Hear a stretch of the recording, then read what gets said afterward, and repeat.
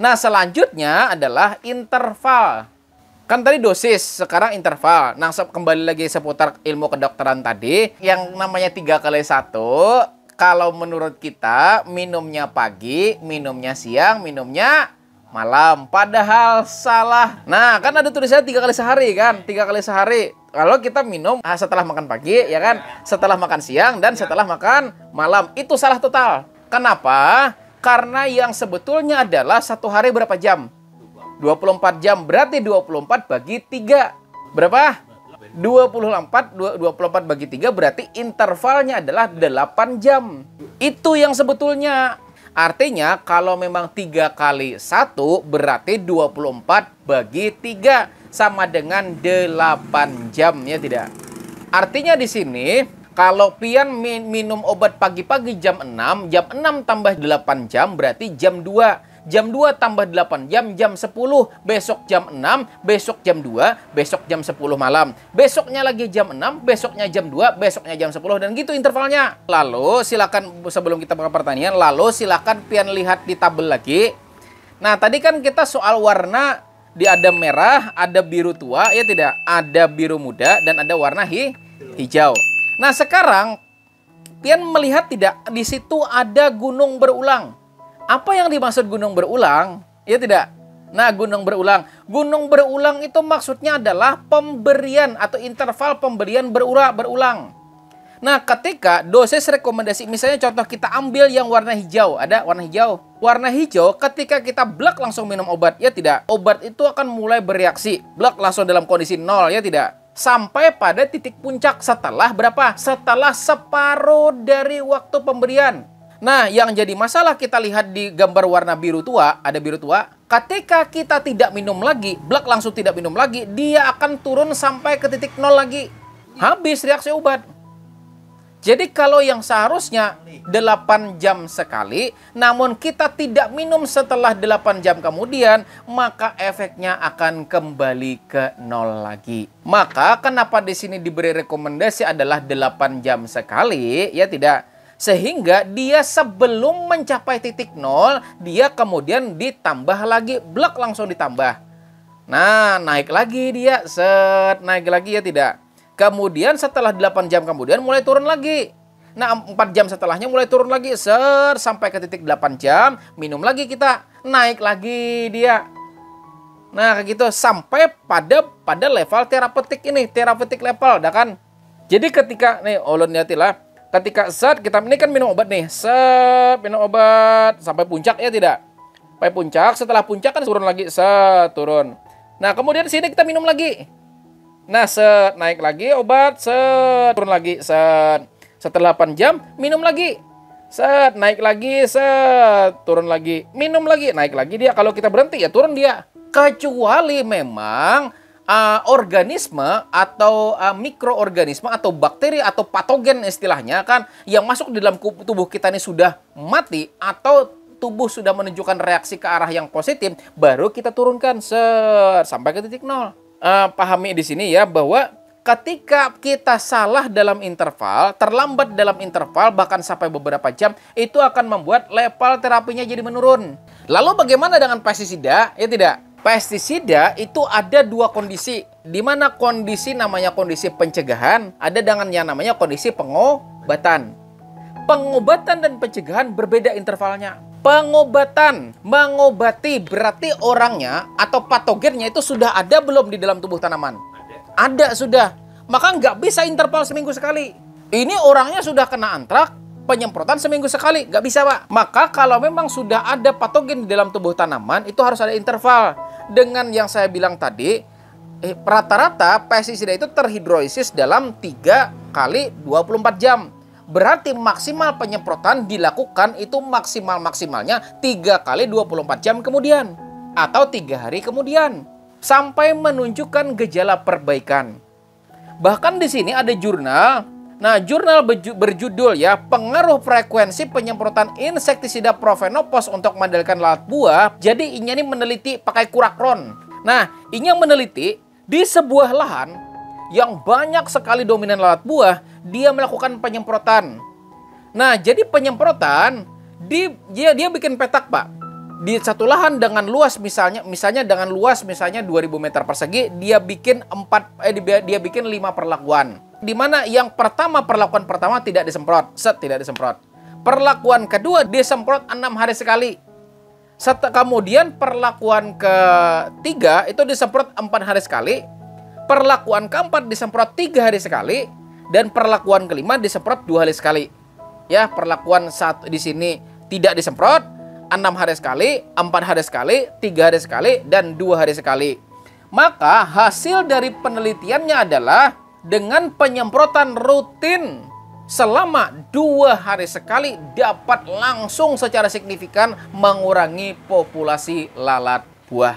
Nah, penyemprotan pagi atau sore ya sebisa kita, tapi hindari sore hari kalau di musim hujan. Jadi pagi deh, Pak. Pagi, dan itu 2 hari sekali sampai menunjukkan gejala penurunan serangan. Memang penyemprotan insek itu tuh bagusnya sore, cuman kita lihat lagi.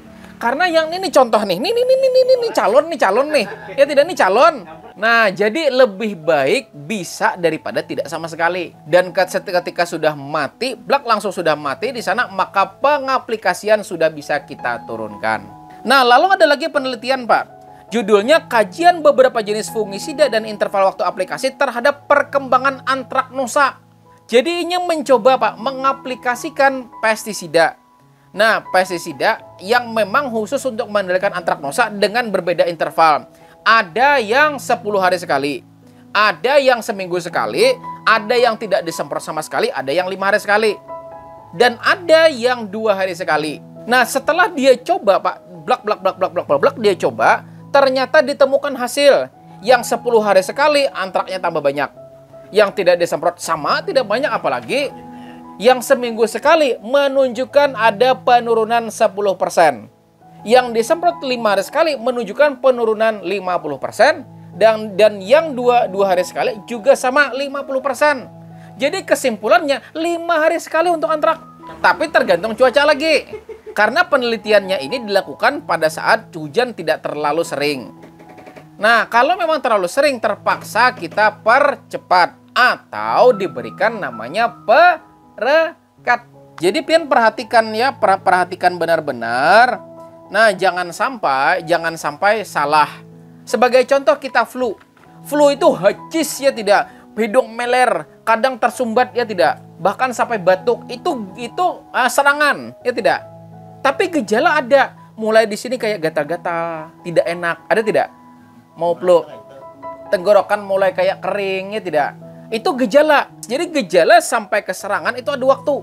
Ketika mulai gejala, langsung dari gejala sampai ke serangan, dia ada butuh waktu.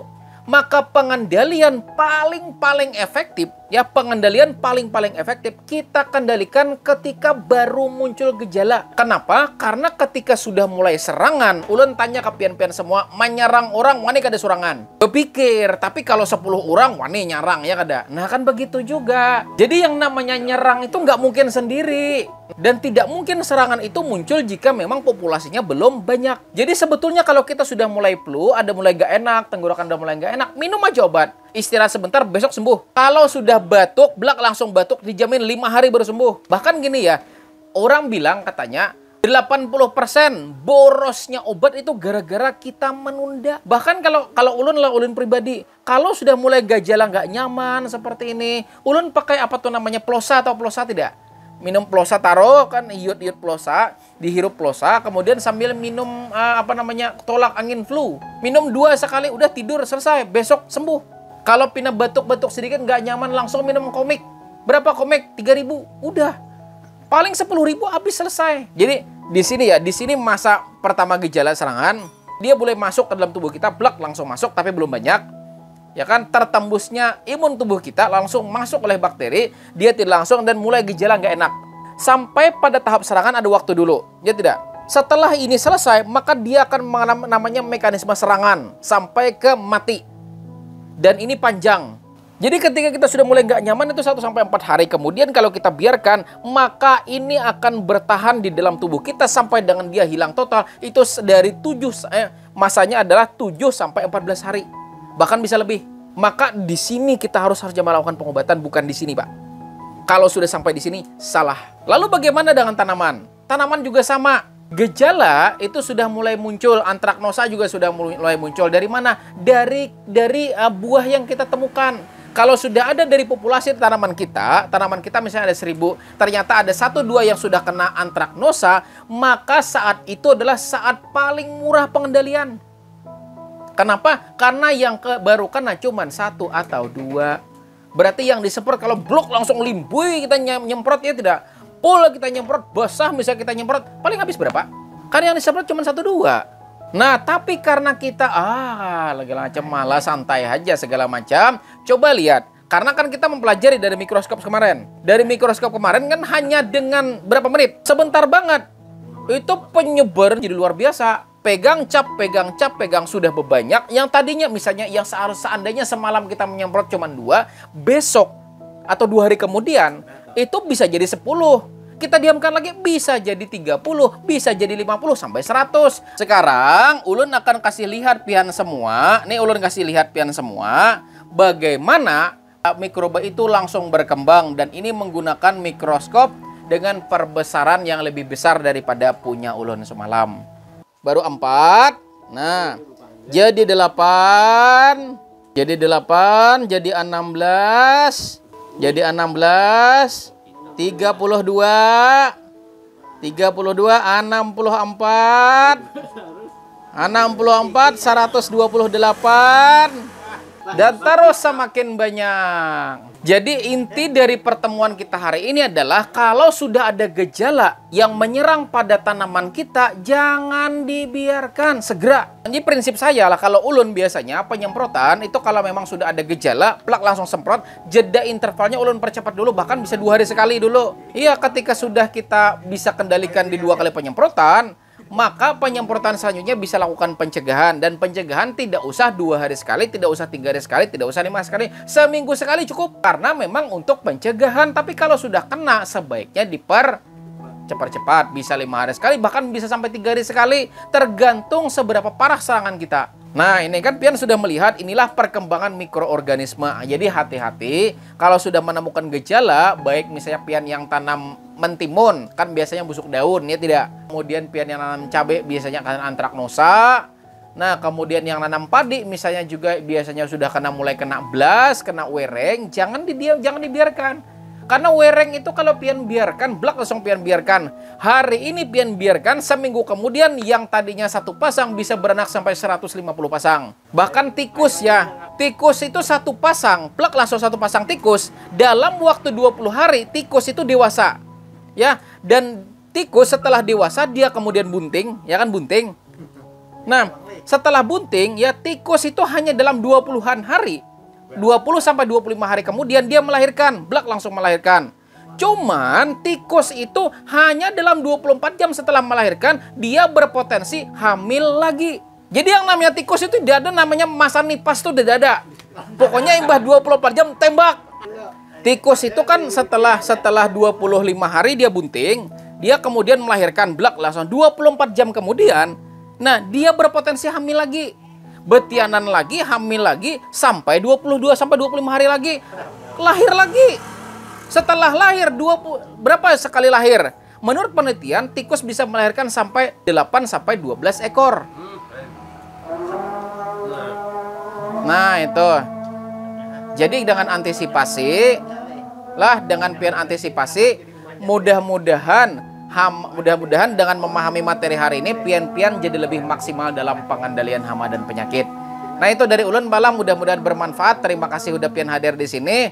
Ulun akhirin ucapan wassalamualaikum warahmatullahi wabarakatuh.